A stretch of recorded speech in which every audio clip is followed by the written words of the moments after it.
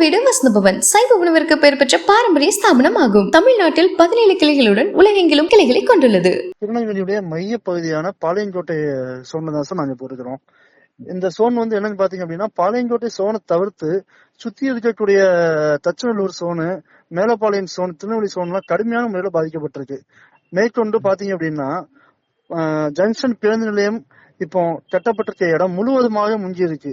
10 அடி டு 12 அடிக்கு மேல அங்க தண்ணி தேங்கி இருக்கிறதுனால நாளைய தினம் வந்து இந்த புது பஸ் ஸ்டாண்டை ஓபன் பண்ணதுக்கு அப்புறம் பொதுமக்கள் உபயோகப்படுத்துறதுக்கு இது வந்து ஏதுவானதா இருக்குமா அப்படிங்கிறது வந்து இன்னைக்கு ஒரு பெரிய ஒரு சந்தேகமா வந்து நின்று இருக்கு. மேற்கொண்டு பாத்தீங்க அப்படின்னா பல இடங்கள்ல நீரோடைகள் ஆக்கிரமிப்புல இருக்கு, நீர்நிலைகள் ஆக்கிரமிப்புல இருக்கு.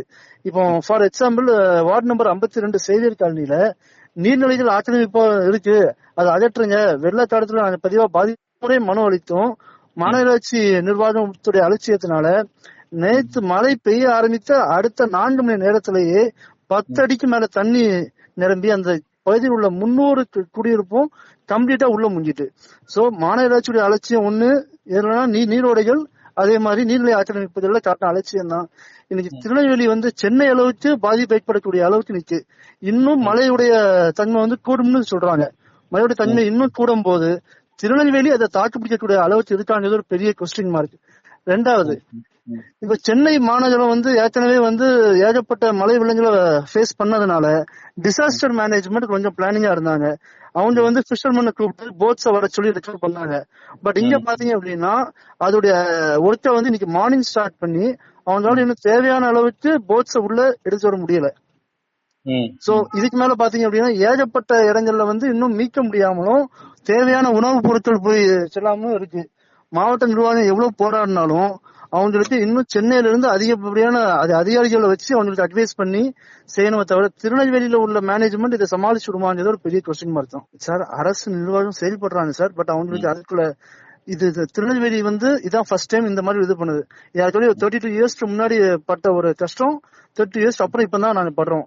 30 இயர்ஸ்க்கு முன்னாடி வெள்ளம் வராத பகுதிகளில் இன்னைக்கு வெள்ளம் வந்திருக்கிறதுக்கு காரணம் இவங்களுடைய இந்த ஆக்கிரமிப்புகளை அகற்றாததான் மெயின் ரீசன். இப்பவும் அதுக்கு வந்து என்ன ஆல்டர்னேட் பண்ணு தெரியாம முழிச்சுட்டு தான் இருக்காங்க. பல இடங்கள்ல பல பேர் போய் நிக்கிறாங்க, மீக்கணும் ட்ரை பண்றாங்க தவிர பண்ணிட்டு இருக்காங்க. 50-50 தான் ஒர்க் நடக்குது. நிறைய இடங்கள்ல மக்கள் வந்து சஃபர் ஆயிட்டு தான் இருக்காங்க.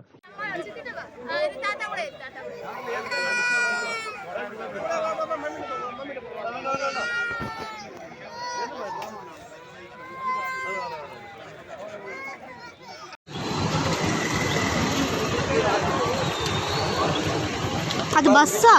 அது பஸ் 2-3 பஸ் உள்ள கிடக்கு. பஸ் நிறைய கிடக்கு, 4 பஸ் பஸ், காரு.